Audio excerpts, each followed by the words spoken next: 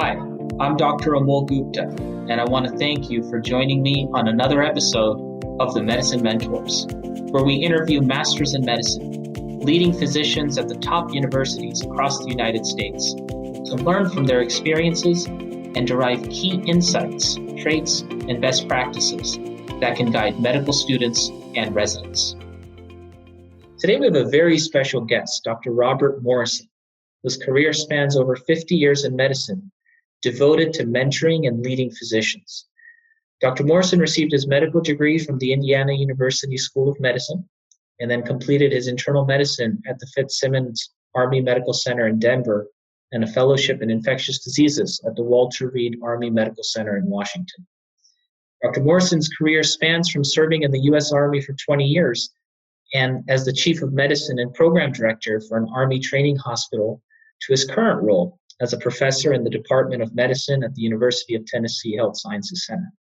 Thank you so much, Dr. Morrison, for giving us the opportunity to learn more about your life story and your experiences. And I think the earliest thing I can remember is my mother worked for a doctor when I was about 3 or 4 years old in a small town. And I think I was very fortunate in that respect. There was never any question about why I needed to study hard. I needed to understand, listen, and learn because I wanted that so much. And I began to look forward to that. I had to get an undergraduate degree, and I did that in my home state in Indiana. Graduated in 1964. But actually, I started out working in a hospital in 1958 as a nurse's assistant. So I think my values grow from nursing, and I think I understand very much the nursing role. You mentioned mentors. Mentors, there are two kinds. You can divide them into two kinds.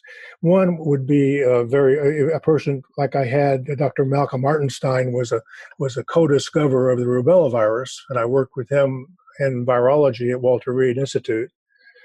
And he would read my papers, he would study my research, and he would help me model my research after him, after his methods. And we wrote several papers together while I was there with him at Walter Reed. So I would say he is one kind of mentor, a research mentor. And the other kind of mentor is, I remember, was the resident I worked with, Bruce Brundage, who became a very successful cardiologist. And I have not kept up with him, but he impressed me. And we would actually sweat together over a sick patient. And you could smell each other. That's the kind of mentorship that I have enjoyed with my students, working close with patients on the wards, and more recently in the clinics, where you can feel the tension as you work to discover and help the patient. Why is it that today, 2020, when we have more scientific achievement and advances, more technology available to us, that doctors are facing more burnout, more dissatisfaction, more unfulfillment, and are questioning why they became doctors in the first place, when they have more tools than ever before to treat patients and effect change? What came to my mind was leadership. The system will lead us along the business model. Business model is very important. We have to pay for ourselves, but we use that. That's a tool. Because being a chief of medicine, I was straddling between the university and the public hospital, because I was always in a public hospital, or between the military hospital, teaching hospital, and medicine and my patients. So I always aimed for the patient and then would make lists of pros and cons. What does this institution have to gain or lose from this that you're doing it this way or that way? And try to create a structural differential to determine how I could convince the people on both sides to do the right thing. the right thing for the patient. And of course, if that happened, I would be happy because the right thing for the patient would be the right thing for all of them, ultimately. It seems as if healthcare, the way more and more businesses are coming in, care is moving from just what used to be called care to managed care, where care is now managed by business people because it needs to be cost effective, it needs to be outcome focused. Mm-hmm. But in this paradox where business people typically come in with the mentality of reducing cost, cutting waste, and it seems as if cost and waste is generated by spending more time with patients, doing things which to them don't really make a difference to the bottom line, right? How have you balanced the needs between ensuring the business is viable, but also ensuring that it's not viable at the cost of delivering the purpose for which we became doctors?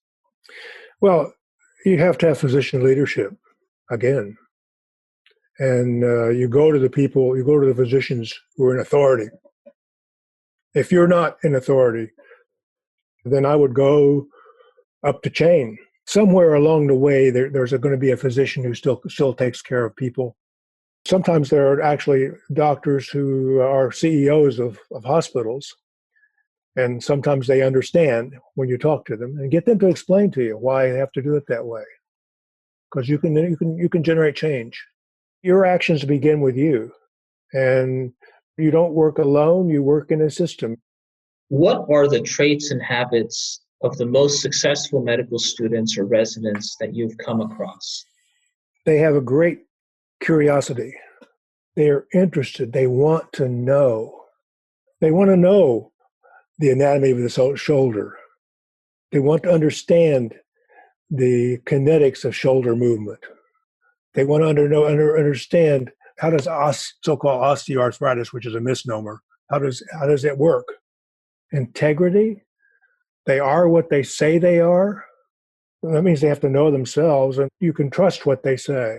They say about themselves, what they say about their patients. They've examined their patients. If they tell you about something, if they tell you a patient has ankle swelling, they will have examined the liver size, the heart. They will tell you if it's pitting or not, and they know how to test that. So those are the characteristics. They have integrity. They have respect. They show the patients great respect. They don't think of the patient as being just something another checklist to check off. What is one thing that you would say young doctors like myself could learn and apply that would really make a difference in the way we practice medicine and live life? Do the best you can. Be the best doctor you can. Always be the best doctor you can. We've talked about what that means. I'm talking to people who want to be a doctor, and I'm talking to people who know that it's asymptotic. You approach it, but you never reach it. But you do that, and it begins from knowing your ground of being, your heart, what's in your heart. If you're doing what is in your heart, that's the one thing. Jack Palance in City Slickers, one thing. That's beautiful. Dr. Morrison, I can't tell you what an honor it's been to have you share all of these critical insights with us. If I were to sum up 3 things that I'm taking away from this discussion, I'd say the first thing is the quote from Sir William Osler: "We begin with the patient, stay with the patient, and end with the patient." And I think that mentality and mindset is not only the process, but also the solution and the end goal. I'd say the second thing is when we look around and see all the burnout, I think you shared a very critical insight that burnout is because we are working for the system, working in the system, not leading the system. And that if we want to do the right thing for the patient, we need to think outside the box and align the needs of the institution and the financiers and the business people without sacrificing the needs of our patients. Nobody can do it but us. Nobody can do it but us as physicians. And I'd say the third thing, which sounds simple, but it means a lot, is to just be the best we can be every single day.